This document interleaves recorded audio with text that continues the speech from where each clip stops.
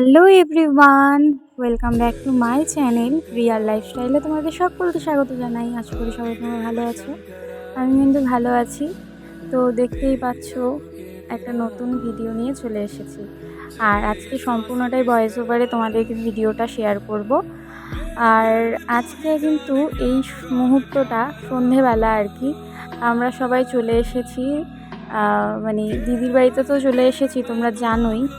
আর সেখানে ভিডিওগুলো আগে থেকে নেওয়া হয়নি, মানে ভিডিও ক্লিপসগুলো মানে আমার সত্যি কথা বলতে খেয়ালই ছিল না। বাড়িতে আসার পরে না এতটা টায়ার্ড হয়ে গেছিলাম যে সারাদিন ঘুমিয়েই ছিলাম। সারাদিন মানে ট্রেনে তো যেহেতু ঘুম টুম হয়নি, আর ভোরবেলা নেমেছি, মানে রাত থেকে তো ভোর পর্যন্ত কোনো ঘুম টুম ছিল না। সেই জন্য সারা রাত খালি খাওয়ার টাইমটুকু খেয়েছি, খেয়ে নিয়ে আবার শুয়ে পড়েছি। এইভাবে সারাটা দিন চলে গেছে। তারপর সন্ধেবেলা এখানে আমার জামাইবাবুরা আর কি মানে জলযাত্রীদেরকে খাওয়াচ্ছিল। আমার দিদির বাড়িটা অ্যাকচুয়ালি হুগলি ডিস্ট্রিক্টের বৈদ্যবাটিতে। তো সেখানেই আর কি তারকেশ্বর যাওয়ার জলযাত্রীরা যাচ্ছিল এখানে। মানে আমার দিদির বাড়ির থেকে তারকেশ্বর খুব একটা দূরে নয়, একদমই কাছে।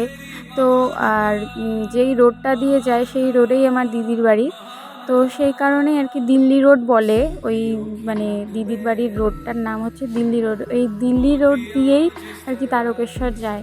তো এখানে জলযাত্রীরা যাচ্ছিল, তাই আমার জামাইবাবুরা খাওয়াচ্ছিল সেদিন জলযাত্রীদের। তার জন্য আমরাও চলে এসেছি এই জলযাত্রীদেরকে খাবার পরিবেশন করতে, মানে খাওয়ার মানে প্রসাদ বিতরণ করতে আর কি, যেটাই বলো না কেন। এখানে দেখো হলো লুচি, আলুর দম, মিষ্টি আনা হয়েছে, চকলেট আনা হয়েছে, জল দেওয়া হয়েছে। জলের প্লাস্টিকগুলো তো দেখতেই পাচ্ছ, সমস্ত জলের প্লাস্টিকে যে এখানে পড়ে আছে, কারণ জল দেওয়া একদম কমপ্লিট। এখন চকলেট দেওয়া হচ্ছিল, এরপর এই যে দেখো এখন লুচি পরিবেশন করা হবে, লুচি, আলুর দম আর মিষ্টি।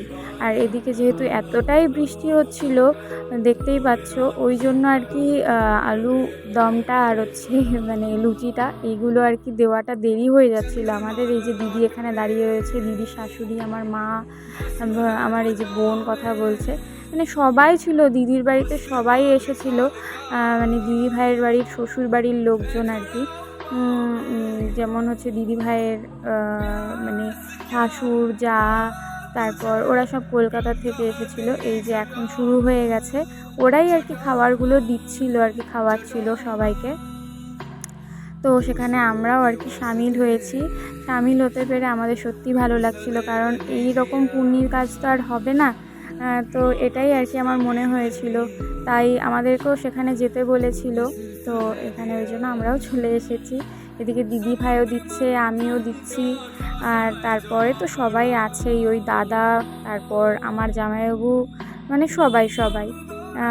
তো এদিকে পেছনের দিকে মানে অনেকজন ছিল, তারা হচ্ছে এগিয়ে এগিয়ে দিচ্ছিল, আর আমরা সবাইকে হাতে হাতে দিচ্ছিলাম এই আর কি। এদিকে সব বাচ্চারা দাঁড়িয়েছিল, আমার ভাগ্নিরা, তারপর দিদি ভাইয়ের সব মানে ননদের মেয়ে, তারপর ভাসুরের মেয়েরা আর কি, ছেলেমেয়েরা, এরাই ছিল। আর এদিকে হচ্ছে দিদি ভাইয়ের শাশুড়ি খাবারগুলো সব গামলায় গামলায় বেড়ে দিচ্ছিল, আর আমরা সবাই বিতরণ করছিলাম। এই দেখো দেখতেই পাচ্ছ এখানে লুচি রয়েছে, আর এই যে দেওয়া হচ্ছে সবাইকে। আর আমরা তো একদম ভিজে নিয়ে স্নান হয়ে গেছি, একদম স্নান করে ফেলেছি। আর এইভাবেই আর কি দিতে হচ্ছে, কিছু করার নেই, কারণ বৃষ্টি কমবে কখন, তারপরে কখন আমরা খাবারগুলো দেব, রাত্রিও হয়ে যাবে, আর জলযাত্রীর জনসংখ্যাও কমে যাবে। তো সে কারণেই আর কি তাড়াহুড়ো করেই দেওয়া হয়েছে। বৃষ্টির মধ্যে, বৃষ্টিটা হালকা হালকা কমেছিল, তো তাই দেওয়া শুরু হয়ে গেছিলো, আর আমরা ভিজে নিয়েই দিচ্ছিলাম। আর এদিকে দেখো মাও এখন মা প্রথম থেকেই দিচ্ছিল আর কি।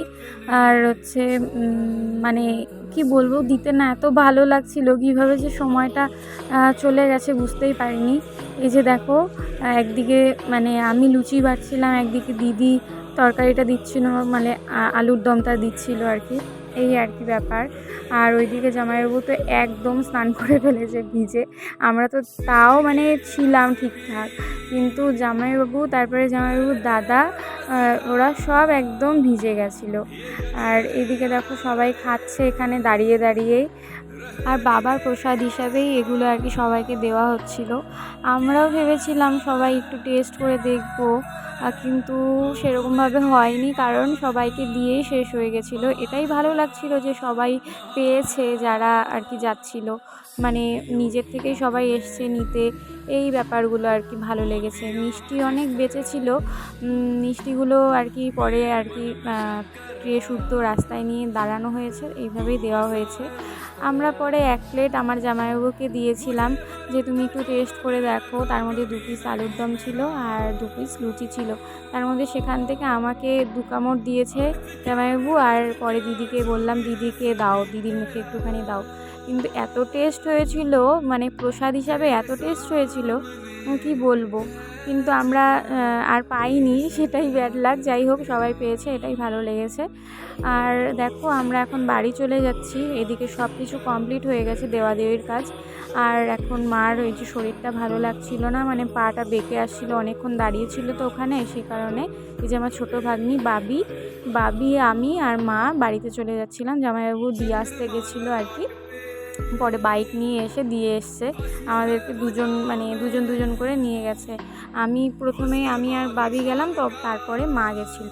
আর দিদিরা তো ওখানেই ছিল, কারণ এত জলযাত্রীরা যাচ্ছিল, অনেক লোকজন ছিল তো রাস্তায়, সে কারণে ওরা আর এত তাড়াতাড়ি বাড়িতে আসতে যাচ্ছিল না। তাই আমরা বললাম যে তোরা থাক, তাহলে আমরা বাড়ি চলে যাই। আর ওখানে ছিল দিদির বড় মেয়ে, মানে আমার বড় ভাগ্নি, আর বোন ছিল, তারপর দিদির বাড়ির সবাই ছিল, জামাইবাবু ছিল, তো সে কারণেই ওরা থেকে গেছিলো, পরে এসছে। আর আমরা আগেই চলে এসেছি। তো আজকের মতো ভিডিওটা এখানেই শেষ করছি। কেমন লাগলো জানিও। আমার চ্যানেলটিকে সাবস্ক্রাইব করে রেখো। আজকের মতো টাটা, সবাই ভালো থেকো।